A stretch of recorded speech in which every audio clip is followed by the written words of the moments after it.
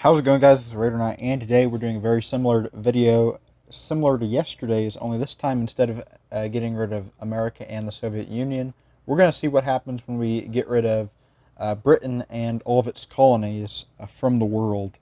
I think it'll be very interesting. Again, we tried it with the Soviet Union and America, so expect anything. Obviously, Australia we have to get rid of, British Raj, which is essentially India, Canada. Is there any others I missed on that main top part? I don't believe so. Let's keep going down. New Zealand, let's get rid of that. Do I see another one yet? South Africa and the UK itself, I believe. Is that all? I believe we have clicked every single one of them. Let's get right into this. Let's go on easy, standard, enable, sandbox mode, and we're going to play as Haiti once again. Oh crap. We're playing as Haiti once again because it's just a very good nation to play as, because the AI's naval combat sucks in this game, and overall we'll just be able to just witness the game in sandbox mode a little bit easier. And we will not have as many problems as if we tried to play as another nation.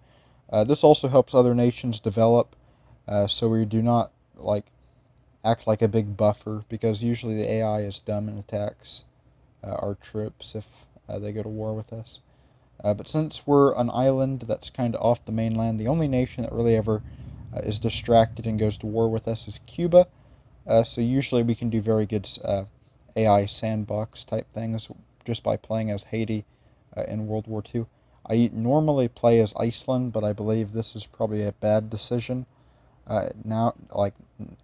Lately, I thought this was a bad decision because Iceland kind of opens up naval invasion from the New World to the Old World, and it makes it a little bit harder for the AI to want to fight, because usually they don't like going over the Bering Strait for some reason, at least from what I've seen. So yeah, I think we're good now, and so far I do not see any British territories. Yeah, I think we're good. So let us kickstart with the alliances. The Soviets obviously have a large communist bloc, or whatever you'd like to call it. The Axis themselves are trying to become a powerhouse, and they may have a lot of success. And the Allies look very, very outnumbered in this one. I'm going to place my bets on the Axis to win it, but I'm rooting for the Allies once again, because America, heck yeah. Let us see. The Soviets are number one on the list. Looks like the Soviets tried in advance and failed.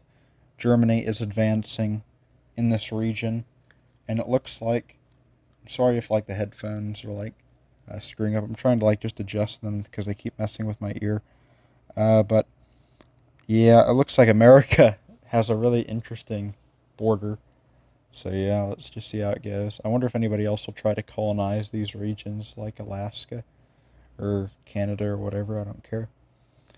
It looks like France may already be the first Allied member to fall, possibly from Liberia, which would be cool. It looks like Japan is slowly being pushed back, but they are gaining land. Dun dun dun. In India. Obviously, Australia, if they managed to get that, they would obviously be the world power, and I think after that the Allies would have no chance. Soviets remaining fairly strong. Soviets still remaining strong, gaining a lot of power in the Middle East. Germany pushing back. German in Africa looking very powerful. In Japan has rebuilt a little bit, but not in China. Again, the Soviets are looking a little bit weaker now. As Germany pushes forward, I believe the Germans will be victorious. Germany has taken Moscow. And it is looking like the end of the Soviets is near. Yes, the Soviets have no chance of winning this one.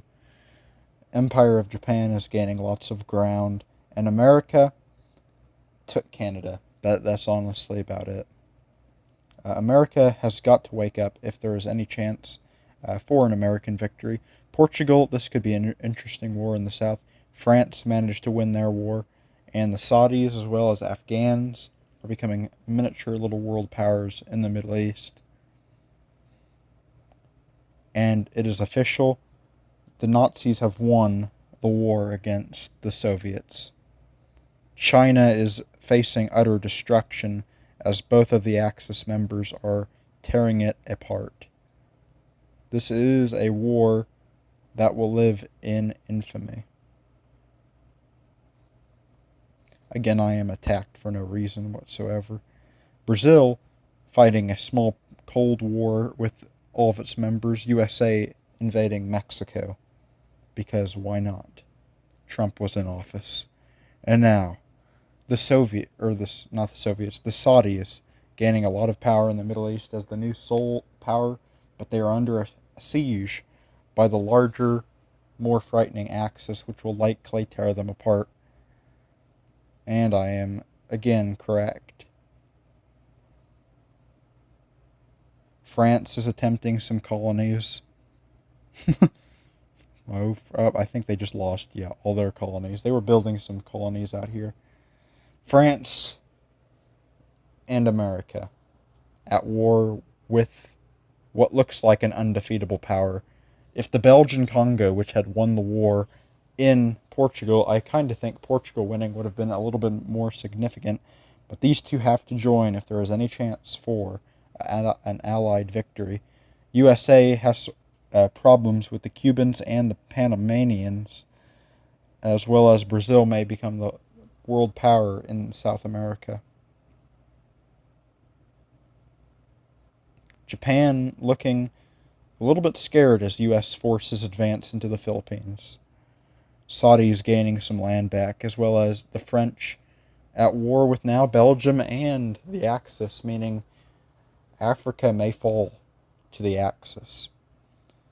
Portugal having a war with Ireland because fuck it, and the war continues. Meanwhile, the United States continues to fight Panama and Cuba with no actual gain ever for some reason. Can they not just take this? Maybe they're scared to. I wouldn't want to fight. I think both of these world powers know that taking over Panama would result... I actually see a better reason why they have not decided to. Both of these are vassal states, so it is a lot harder for these nations to send their troops across into Panama, but it looks like the USA might do it. So if this happens, a war with Brazil and the USA could bring the USA to its knees to where it will not win the world war. But possibly, if they can take Tokyo, maybe. America trying a new strategy that will probably not work as they invade in the middle of nowhere. It is working, though, as America pushes forward, France somehow not collapsing, and what looks like World War, something like right out of a sci-fi movie. The Belgians have joined the World War, as well as nobody has taken Panama yet. The Soviets have become a satellite state within the Nazi German Empire, but the USA could soon destroy the Nazis. We're seeing a large advance now, though, from the Axis against the Americans. It's a close war, and Cuba has fallen. Am I at war with America? No, I'm at war with Brazil, though, so this will slow down. But now America has to fight Brazil in a new war. This will slow down American progress in the old world, which might lead to their failure to win the war. Africa obviously needs to be defeated. At least the Axis do, if there is any chance for an Allied victory. But it looks like the Axis are actually gaining ground in Africa. They're losing ground in Asia, though, to the Americans. Obviously, taking over Tokyo would be a large victory right now for the Americans, who would then also get a lot of power. But, I don't know.